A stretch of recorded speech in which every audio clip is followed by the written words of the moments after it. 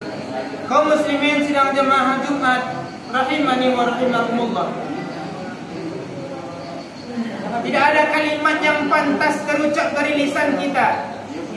Tidak ada kalimat yang pantas terucap dari bibir kita ini, melainkan hanya kalimat alhamdulillahirabbil alamin, sebagai ucapan rasa syukur kita kepada Allah Subhanahu wa taala. Alhamdulillah, sampai detik ini, sampai Jumat kali ini, Allah Subhanahu wa taala masih berikan kepada kita berbagai macam kemudahan. Allah masih berikan kepada kita kemudahan kaki untuk dapat melangkah. Allah berikan kepada kita kemudahan tangan untuk masih bisa diayunkan.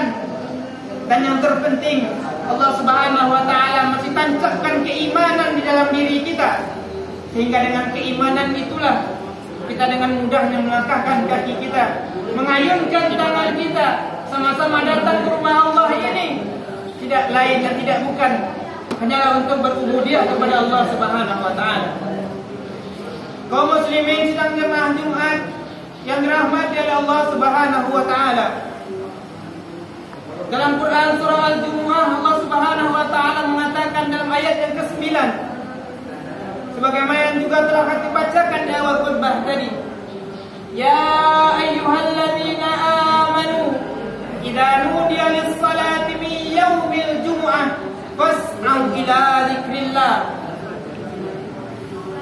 Wahai orang-orang yang beriman, kata Allah, kalimatnya menggunakan alladzina, disebutkan 1080 kali dalam Al-Quran, menuju kepada objek tanpa batas, kecilkah, besarkah, mudakah, tuakah, sepanjang punya iman, kata Allah.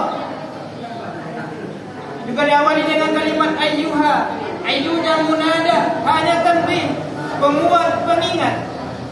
Seakan-akan Allah Subhanahu wa taala ingin sampaikan, wahai orang-orang mengaku dirinya beriman tanpa kecuali, kata Allah, jika telah datang kepadamu seruan, jika telah datang kepadamu panggilan untuk melaksanakan salat Jumat, maka respon bergegas untuk ingat kepada Allah Subhanahu wa taala.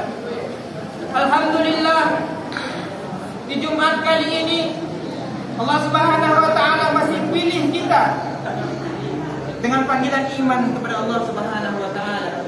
Kita termasuk dalam alladzina amanu, orang-orang yang beriman. Ini adalah bagian yang pantas dan patut kita syukuri kepada Allah Subhanahu wa taala. Karena tidak setiap makhluk yang hidup di muka bumi ini, tidak setiap hamba yang hidup di muka bumi ini bisa mendapatkan panggilan iman dari sisi Allah Subhanahu wa taala. Alhamdulillah, sampai detik ini Allah Subhanahu wa taala masih berikan kita, masih panggil kita dengan kalimat iman kepadanya.